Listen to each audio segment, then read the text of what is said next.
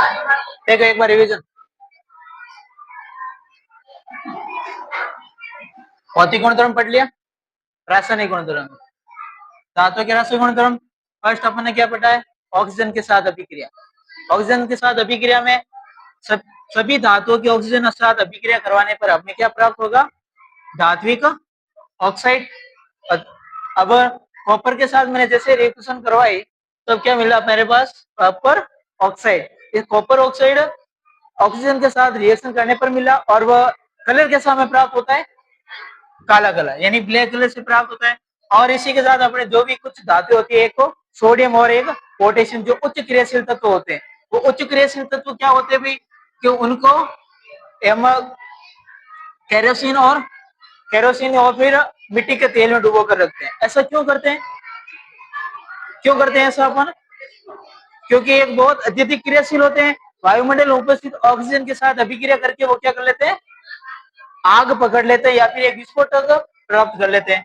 फिर आते हैं अपने पास में उभयधर्मी ऑक्साइड, एम्फोथोरिक ऑक्साइड। एम्फोथोरिक ऑक्साइड क्या होते हैं, सारे के सारे जो भी अपने पास में मिडल रिएक्टिव सीरीज के एलिमेंट्स है, वो एलिमेंट्स क्या करेंगे, ऑक्सीजन के साथ रिएक्शन की, और जैसे ही अपने धातु ऑक्साइड बनाया, वो धातु ऑक्साइड कोई भी अम्ल या कोई भी क्षार के साथ अभिक्रिया वो कर सकता है, और करने के बाद में क्या बनाता है, लवण और जल। यानी वो क्या करता है रिएक्शन में, या तो एक अम्ल प्रकृति दर्शित करता है या फिर एक क्षारीय प्रकृति दर्शित करता है। अब जैसे कि मेरे पास में एग्जांपल एक एल्यूमिनियम ऑक्साइड, जो एल्यूमिनियम के साथ रिएक्शन करने के बाद हमें प्राप्त हुआ, पहले उसका नाम क्या है, एल्यूमिनियम ऑक्साइड। उसका रासायनिक प्रतीक क्या है भाई, Al2O3। और एक जिंक रिएक्शन करती है ऑक्सीजन के साथ, और रिएक्शन करने के बाद में क्या बनाता है, ZnO, जिंक ऑक्साइड बना है। अब देखिए उसके बाद में धातुओं की जल के साथ अभिक्रिया करवानी, हमें सक्रियता श्रेणी पढ़ेंगे उसके बाद में। उससे पहले देखते हैं कि सक्रियता श्रेणी में जो तत्व होते हैं, वो तत्व क्या करते हैं, किन किन, जैसे कि एक ठंडे जल, गर्म जल और भाप के साथ रिएक्शन। ठंडे जल के साथ में रिएक्शन अधिक उच्च क्रियाशील तत्व था। उच्च क्रियाशील तत्व कौन कौन से, सबसे पहला सोडियम, पोटेशियम और कैल्शियम। ये तीनों तत्व क्या करते हैं, किसके साथ अभिक्रिया करेंगे, ठंडे जल के साथ अभिक्रिया करते हैं।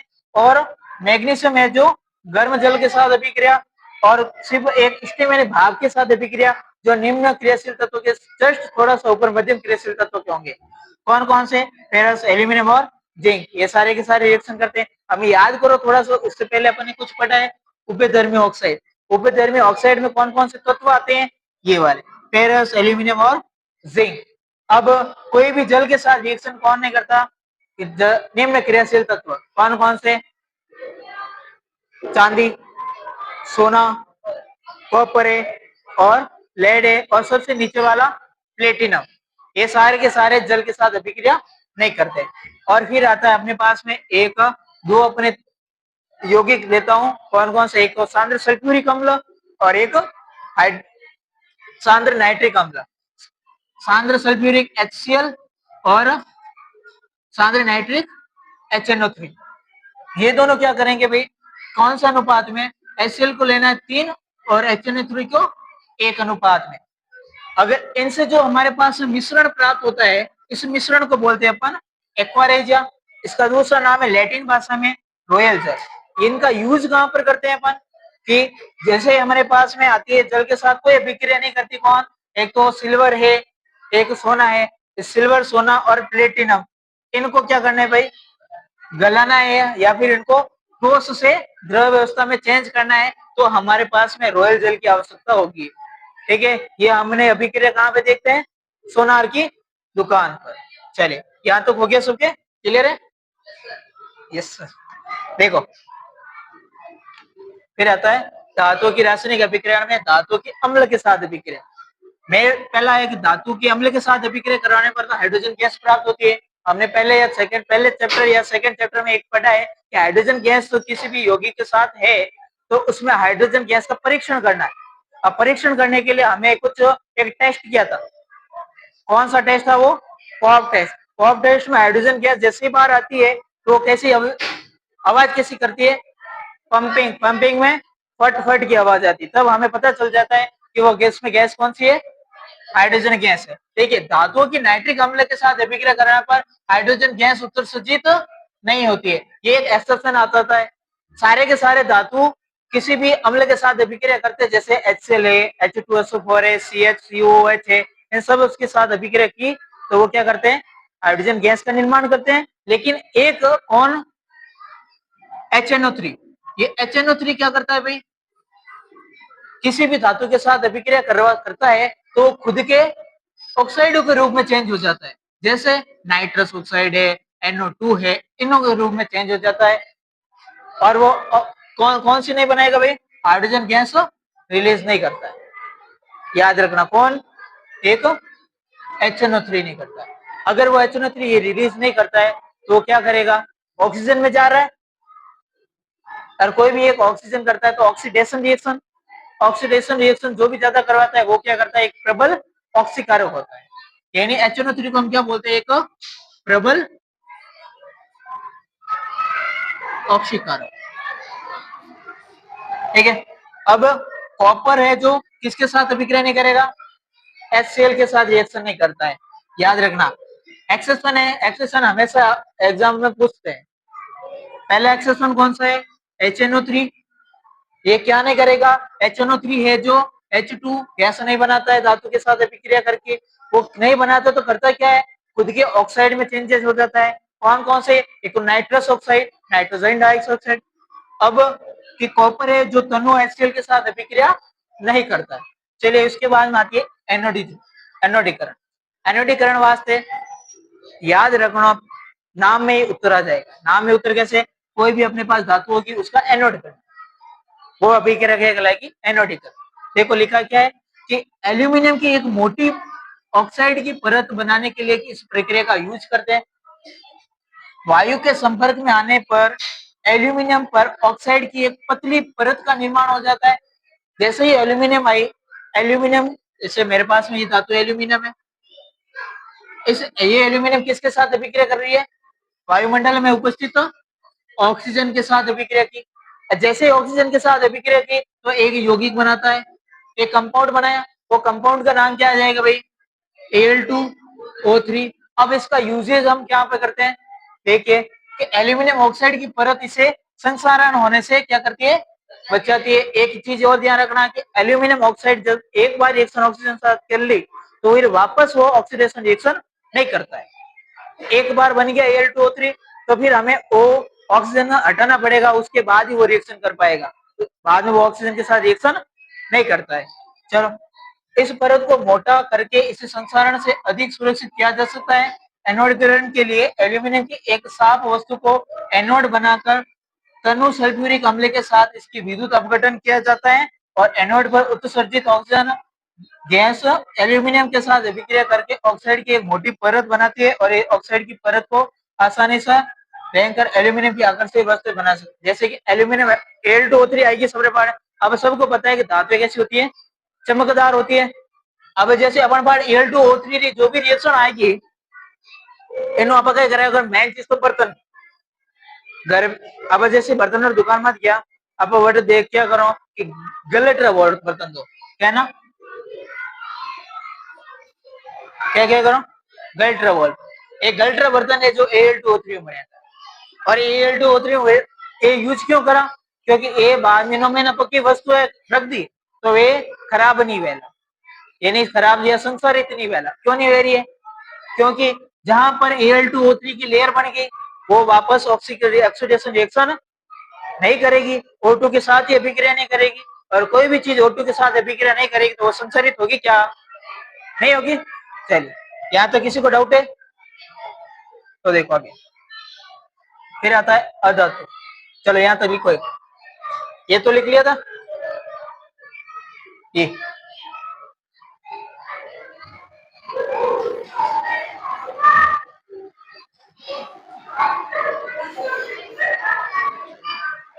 बाकी सब दिख रहे हैं, देखो ये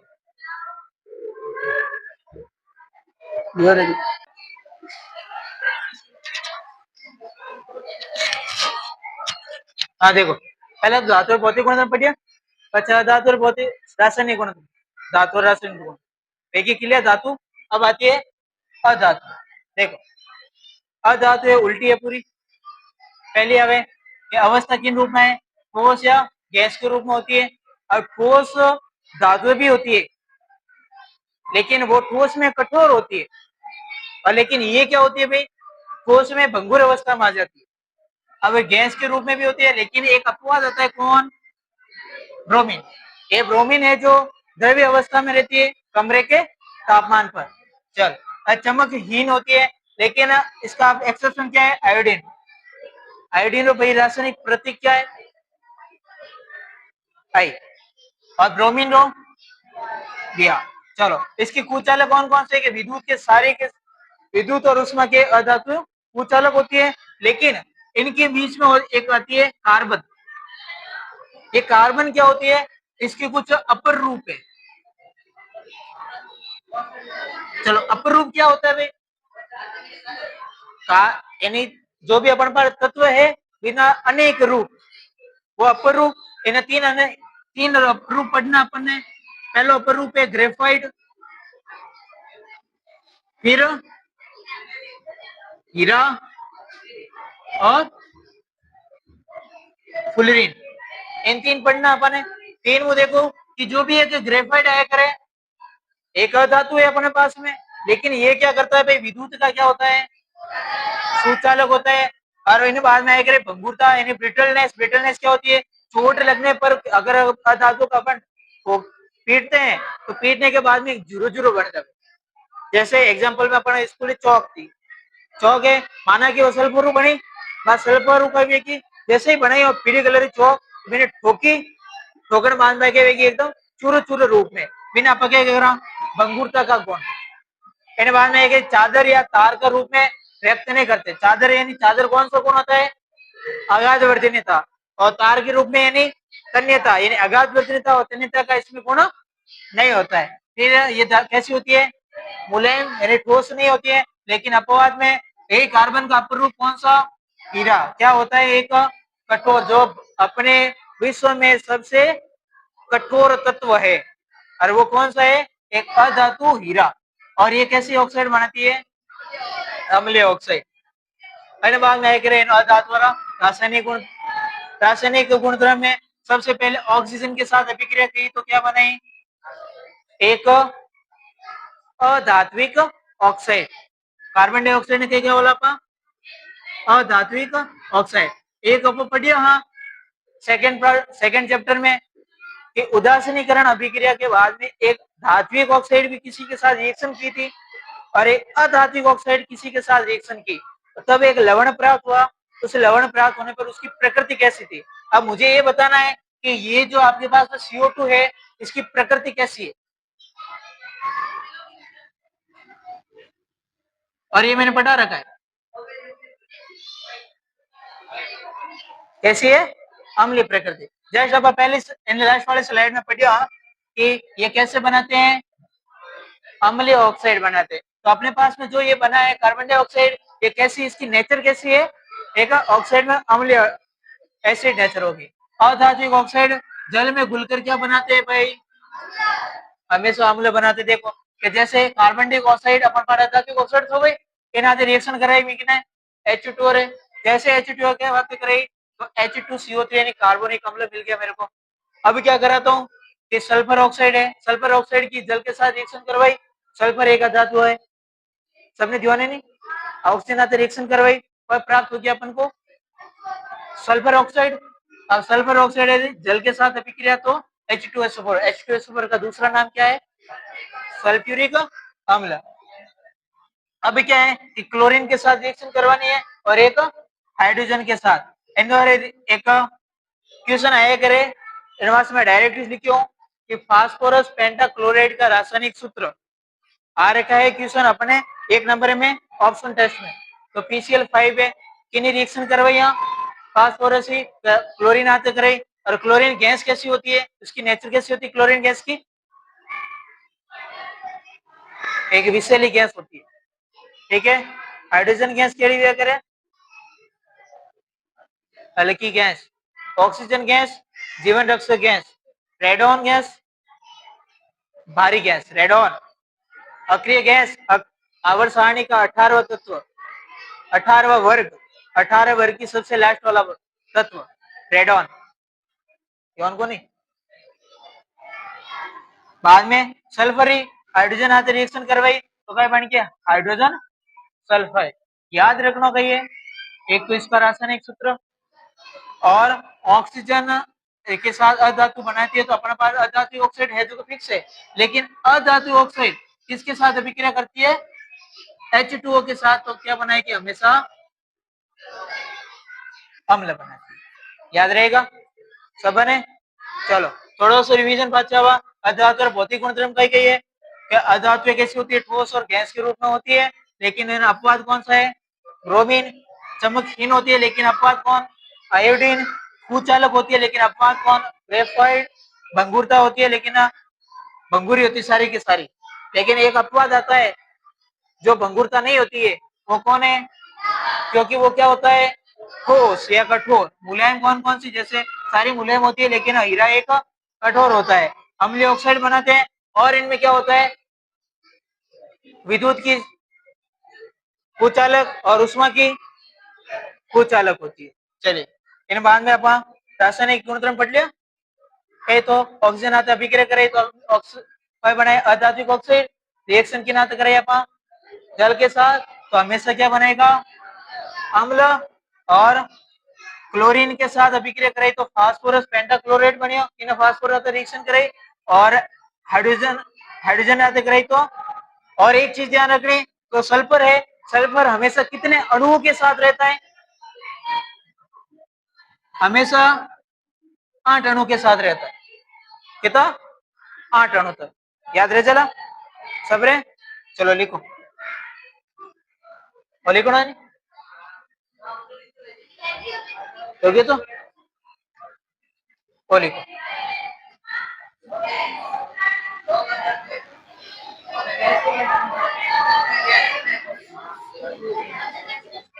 मिश्रण है भी। जब मैं थाने एग्जांपल में लियो सल्फाइड सल्फर लियो।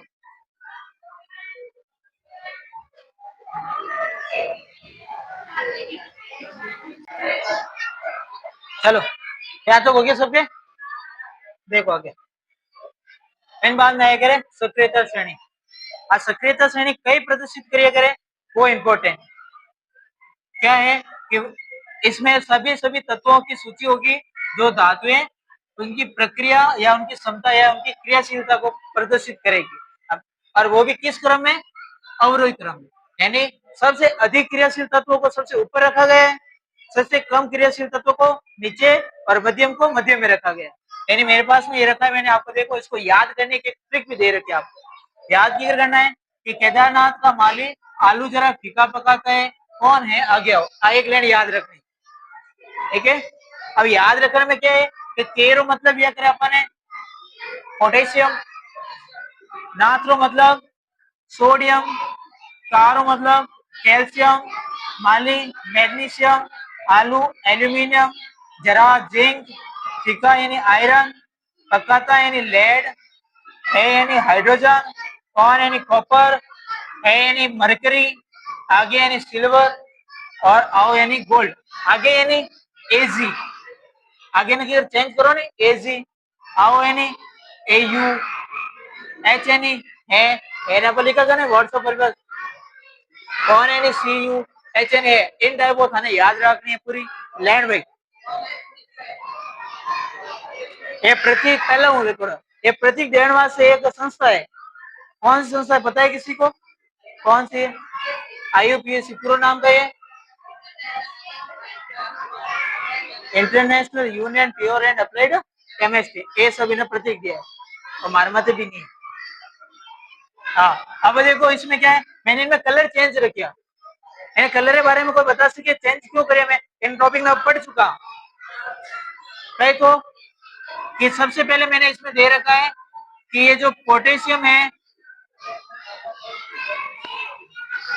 और सोडियम, पहला पॉइंट तो इनमें थे कि इन दोनों को अपन केरोसिन या मिट्टी के तेल में ऐड कर रखा। अरे क्यों रखते हैं इसमें, अभिक्रियाशील तत्व है, अभिक्रियाशील तत्व है तो सक्रिय तल श्रेणी में अपन ने सबसे ऊपर रखा है, ठीक है। और ये तीनों के तीनों किसके साथ, एक ठंडे जल के साथ अभिक्रिया करते हैं, क्लियर है। और इसके बाद कौन आता है, माली यानी Mg मैग्नीशियम। मैग्नीशियम किन तत्व केड़ा वाटर हाथे रिएक्शन क्रिया करे, गरम जल।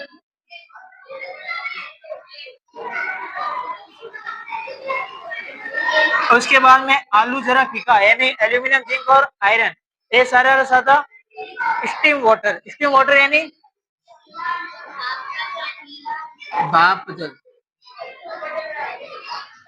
एक तो ठंडा जल है, ठंडा जल आते दो, कौन कौन से, पोटेशियम, सोडियम और कभी कभी कैल्शियम।